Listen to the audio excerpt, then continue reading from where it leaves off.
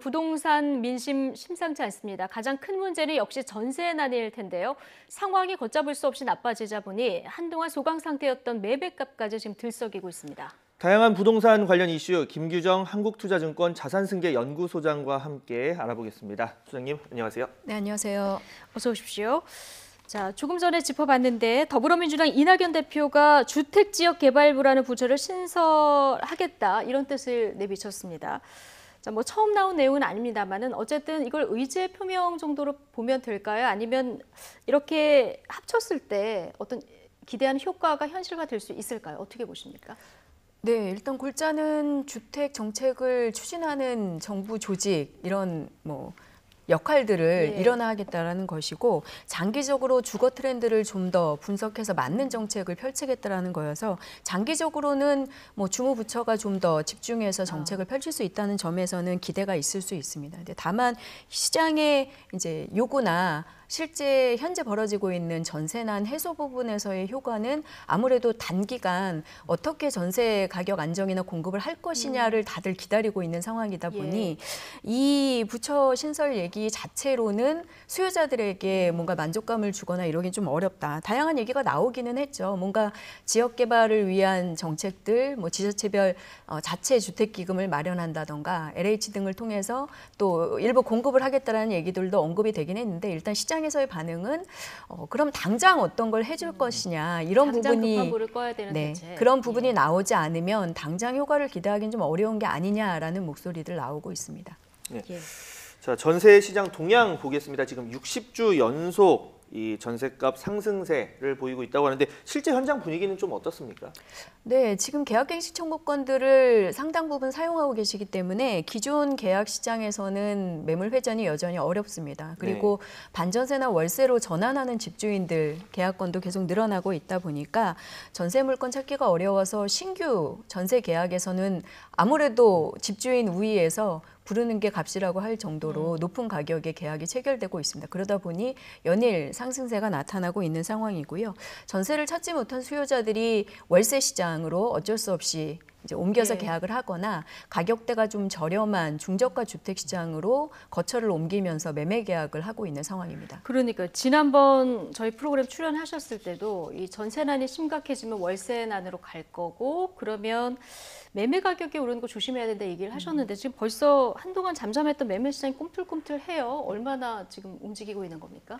네, 일단 전세를 찾지 못하신 분들이 이동할 수 있는 지역이 가격대가 높은 고가 시장은 아니고요. 중저가 주택 시장으로 기존의 전세 가격에 약간 보태서 움직일 수 있는 정도로 가고 계셔서 서울의 중저가 시장, 예를 들면 강서나 노원 같은 그래도 좀 저렴한 주택이 있는 곳으로 움직이시면서 상승세가 나타나고 있고요. 또 서울에서 전세를 거주하시던 분들이 이제 가격대를 맞춰서 내 집 마련이 가능한 경기 지역으로도 많이 이동하고 있습니다. 그래서 대표적으로 김포나 파주처럼 현재 규제 지역으로 설정돼 있지 않은 곳으로 움직이는 이제 수요자분들도 많이 포착이 되고 있고요. 고양이나 안양 이런 가까운 수도권 지역에 내 집 마련 전환 선택을 하시면서 상승세가 중저가 시장에서 확산되고 있습니다. 지방도 다르지는 않은데요. 세종을 포함해서 광역도시, 주요 도심의 아파트를 중심으로 전세 가격이 먼저 오르고 매매 가격도 따라 오르는 현상 전국적으로 지금 확산이 되고 있습니다. 그러면 이렇게 지금 아까 월세 가격도 오르고 있고 또 매매값도 조금씩 들썩이고 있다. 이런 건 다 이 전세난과 좀 연결된 어떤 일종의 풍선 효과 이렇게 봐야겠죠? 네, 맞습니다. 전세, 매매, 월세 시장이 유기적으로 연결돼 있기 때문에 지금 전세 시장에서 나타나고 있는 물건 부족 현상이 결국 전세 가격 상승, 그에 따라서 다시 월세나 매매 가격까지 밀어올리는 현상으로 이어지고 있습니다. 예. 자, 전세 시장이 이렇게 단기간에 크게 악화한 거 역시 임대차 3법 처리와 좀 무관하지 않다 이렇게 봐야 될까요? 네, 실제로 시장에서 이제 전세 계약이 일어나는 패턴들을 좀 분석을 해보니 기존 계약이 기간이 종료된 후에 계약갱신 청구권을 쓰시면서 연장하는 경우가 한 60%를 차지하고 있고요. 또 그중에 이제 전체 중에서 한 20% 정도는 임대인들, 집주인들이 직접 거주를 하겠다라고 하면서 세입자를 내보내는 행태들이 나타나고 있습니다. 거의 한 70~80% 정도가 집주인으로 전세 계약이 종료되거나 혹은 연장을 하면서 기존 계약 시장에서의 물건 회전이 거의 안 된다라는 뜻이죠. 네. 그러다 보니 신규 계약에서 일부 많지 않은 물건들이 나오면 높은 가격에도 어쩔 수 없이 계약을 해야 되는 세입자들이 이제 가격 상승에 노출되고 있는 상황입니다.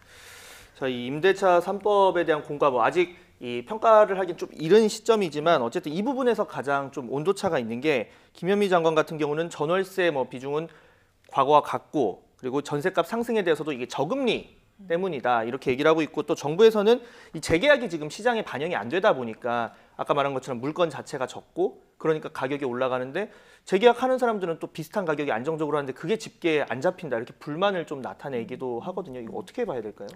실제로 재계약을 하시는 경우에는 이제 가격 상한선도 있기 때문에 상승폭이 제한될 수 있겠지만 결국에는 전체적인 지수적인 움직임이라던가 시장의 불안은 신규 계약건에서 오르는 가격으로 좀 더 표출이 될 수밖에 없기 때문에 네. 재계약건을 포함한다 하더라도 최근에 이제 수급 불균형이나 가격 상승을 완벽하게 표현한다는 건 좀 무리가 있어 보입니다. 예. 그리고 이 저금리 이런 원인에 대한 온도차 말씀들을 하시지만 또 다른 정부의 목소리에서는 임대차 입법 시행 이후에 이제 과도기적 부작용에 대한 언급도 있었기 예. 때문에 네. 사실상 어느 정도 인정을 하고 있다고도 볼 수 있겠고요.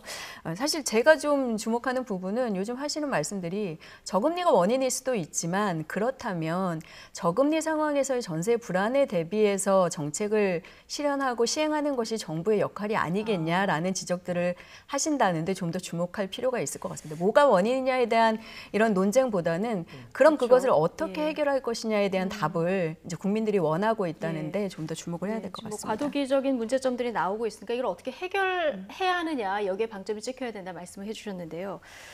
자, 여당에서 임대차법을 더 강화하는 법안을 내놨어요. 전세 기간을 3+3년으로 한다는 건데 자, 만약에 이 법이 실제로 국회 문턱을 넘으면 어떻게 될 거라고 예상하십니까?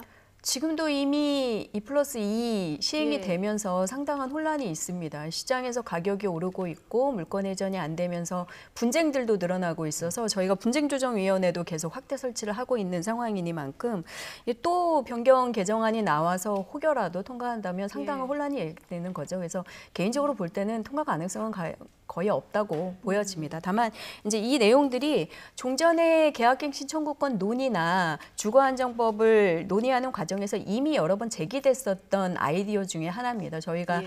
뭐 초등학교라든가 중학교, 고등학교가 3년 학기 제로 돼 있기 때문에 그것에 맞춰서 주거 패턴에 맞춰서 이제 임대차법도 바뀌어야 된다라는 내용에서 출발한 것인데 뭐 내용은 합당할 수도 있고 맞는 부분도 있지만 지금과 같은 혼란 상황에서 이것이 또 발의되는 것이 과연 맞는가? 시장에서 요구하는 것에 대한 답변을 내놓는 것이 사실 국회의원들의 발의 내용이 되어야 하기 때문에 그 부분에서 사실상 좀 맞지 않는 타이밍이 아닌가라는 생각이 듭니다. 예. 제가 추가로 하나 여쭤보겠습니다. 지금 처음에 뭐 2+2 얘기도 있었고 2+2+2 얘기도 있었는데 당시에 나왔던 얘기가 신규 계약에 이걸 적용을 안 하면 4년마다 크게 올라가는 거랑 뭐가 다르냐 해서 뭐 신규 계약에 대해서도 일정 비율을 좀 제한해야 한다라는 목소리도 있었고 그것까지 넘어간다 해서 결국에 이제 그 부분은 관철이 안 됐지만 이런 부분으로 좀 정부가 뭐 대책을 내놓을 가능성도 있을까요? 어떻게 보십니까?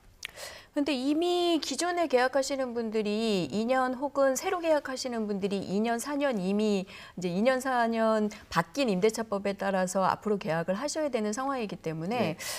좀 더 확대나 이런 부분까지 논의될 가능성은 별로 없어 보입니다. 근데 이미 계약을 좀 안정적으로 청구권을 쓰면서 하고 계신 기존 계약자 분들조차도 2년 후 혹은 4년 후에는 어차피 나도 전세를 구하는데 어려움을 겪을 거고 오른 가격을 이제 적용받을 수밖에 없다라는 불안 심리를 이미 갖고 계시는 상황이다 보니까 과도기적으로 나타나는 이런 부작용을 기간적으로도 최소화하기 위한 대책들이 좀 필요해 보입니다. 그래서 추가적인 정부 대책이 나온다라고 하면 일단 공급에 대한 부분도 일정 부분 포함이 되어야겠죠. 장기적으로 예. 질 좋은 임대주택을 얼마나 공급할 것인가가 같이 수립되어야 미래를 걱정하고 계시는 전세입자들의 이제 불안감을 조금이라도 해소할 수 있지 않을까 싶습니다. 네, 아까 뭐 원인보다는 이 대책이 중요하다. 그러니까 원인이 뭐냐 이런 얘기보다는 지금 대책이 중요하다고 하셨는데 지금 홍남기 부총리도 이런 관련 내용에 대해서 고민하고 있다. 이렇게 이야기는 했습니다. 하지만 아직까지 어떤 대책을 내놓는 등 뭐 뚜렷한 움직임은 없는 상황이거든요.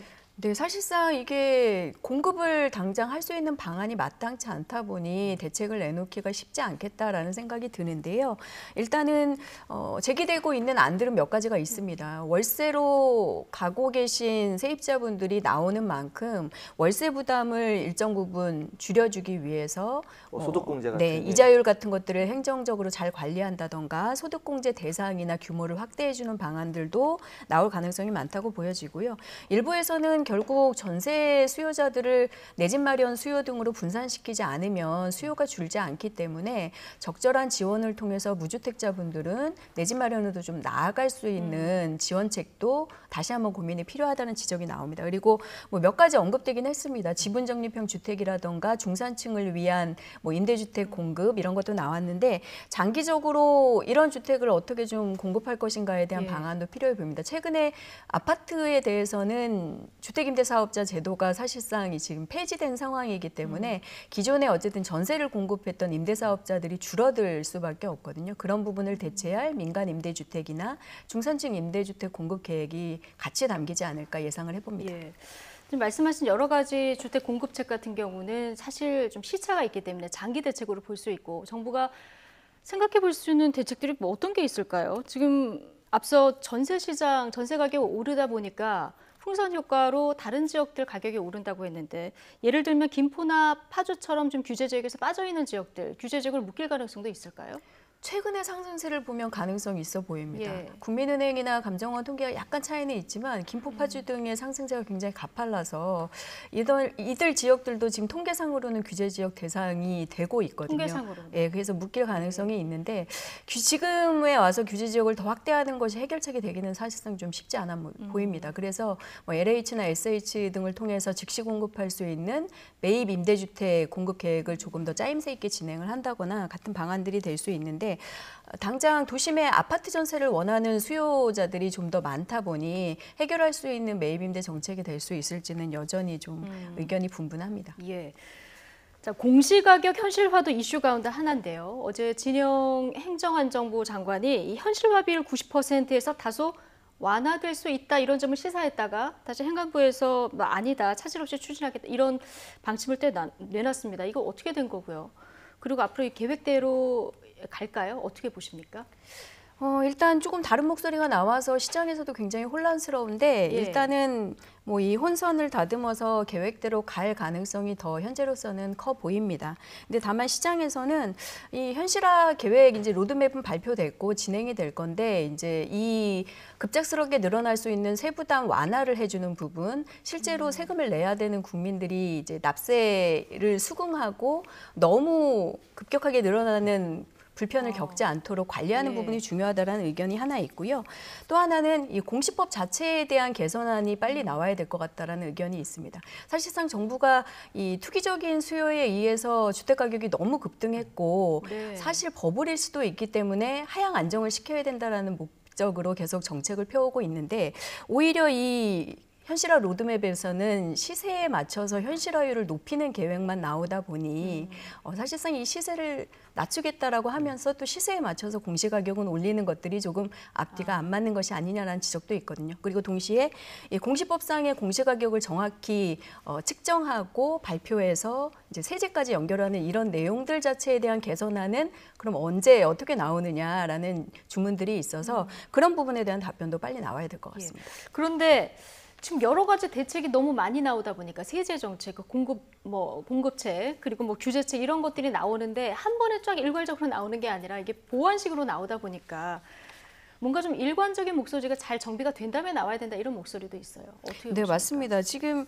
단편적인 정책들이 계속 촘촘하게 나오다 보니 너무 혼란스럽기도 하고 예. 복잡하기도 하고 그 정책 간에 가끔은 이해관계가 상충되는 경우들도 벌어지는 것 같습니다. 그래서 시장에서는 좀 더 신중한 검토 분석 후에 좀 종합적인 대책으로 접근을 하면 좋겠다라는 것인데 아무래도 지금 정치권에서는 시장의 민심이나 이런 것들이 좀 들끓다 보니 오히려 더 성급한 조치들이나 발표들이 이제 언론을 통해서 계속 나오고 있는 상황인 것 같습니다. 그래서 시장의 주문은 여전히 동일합니다. 좀 더 완성도 높은 정책으로 좀 혼란 없이 좀 중장기적인 진행을 하는 수밖에 없지 않겠냐. 다들 지금의 전세난이 급작스럽게 해결되기는 어렵다라는 생각들은 다 하고 있는 이만큼 좀 더 이제 장기적으로 실제 해결을 할 수 있는 조치들 좀 신중한 고민 후에 나와야 될 것 같습니다. 이 땜질 처방이라는 말이 나오지 않게 좀 정부의 종합적인 이 대책이 나오길 기대해 보겠습니다. 자, 지금까지 김규정 한국투자증권 자산승계연구소장과 함께 부동산 관련 이슈 자세히 알아봤습니다. 소장님 오늘 말씀 감사합니다. 잘 감사합니다. 들었습니다.